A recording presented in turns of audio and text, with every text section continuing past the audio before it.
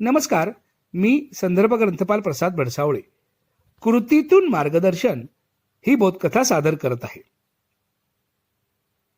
दक्षिण भारतातील महान साधू पुरुषांपैकी एक महत्वाचे नाव म्हणजे रमण महर्षी.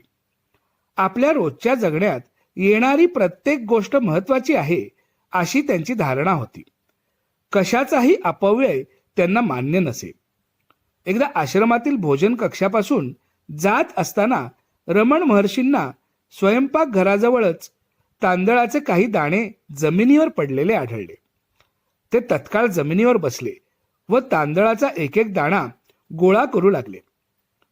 महर्षींना अचानक असे भोजन कक्षाबाहेर बसलेले पाहून शिष्यांमध्ये अस्वस्थता पसरली. महर्षी काय करत आहेत हे बघण्यासाठी भक्त मंडळीही गोळा झाली. ईश्वर भक्ती मार्गाकडे, विरक्तीकडे वाटचाल करण्यासाठी साऱ्या घरादाराचा त्याग करणारा हा महान महर्षी तांदळाच्या काही दाण्यांसाठी धडपडतोय हे पाहून उपस्थितांना आश्चर्य वाटले. महर्षींच्या कृतीवर त्यांचा विश्वासच बसेना. त्यातल्या एकाने अखेर धैर्य दाखवत गुरुदेवांना विचारले, महर्षी, स्वयंपाकघरात तांदळाची कित्येक पोती भरलेली आहेत आणि आपण या थोड्याशा दाण्यांसाठी एवढा का त्रास घेत आहात? हे ऐकून महर्षींनी प्रश्नकर्त्याकडे पाहिले. काही क्षण शांतता पसरली.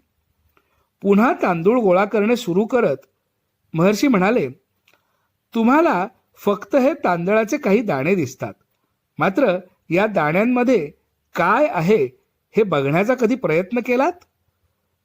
जमीन नांगरणाऱ्या, बियाणे पेरणाऱ्या शेतकऱ्याचे खडतर परिश्रम, समुद्राचे पाणी व सूर्याची उष्णता, ढग आणि पाऊस, थंड हवा आणि उबदार सूर्यप्रकाश, मौशार काळीभोर जमीन आणि तांदळाच्या रोपातील जीवन चैतन्य, हे सर्व ज्यात सामावले आहे असे हे बहुमोल दाणे पायाने लाथाडणे, वाया घालवणे कितपत योग्य आहे?